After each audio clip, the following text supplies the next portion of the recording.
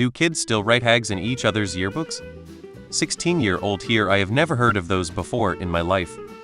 HAGS is the live, laugh, love of yearbooks eternally inscribed, rarely remembered.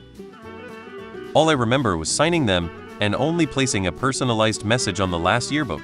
That said, half the people I sent a sentimental message to ended up being traitors, so I wish I could take them back.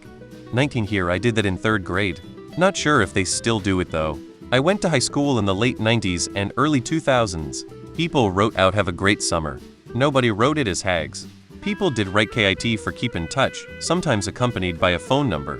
I'm also a high school teacher, and I've seen students write HAGS ironically. It seems like it's something that achieved a very short-lived genuine popularity sometime in the mid to late 2000s when I was in college, and then became an easily accessible, but muckable phenomenon. A lot of high school kids will talk about it like it's a juvenile thing, like they did it in elementary school, but now find it silly. Class of 2001. Never heard of it before. I remember doing this. A coworker of mine had a short hospital stay this year, and we all signed a card. I wrote HAGS to try to cheer them up. I recognize HAGS, but I think I got more "Have a great summer."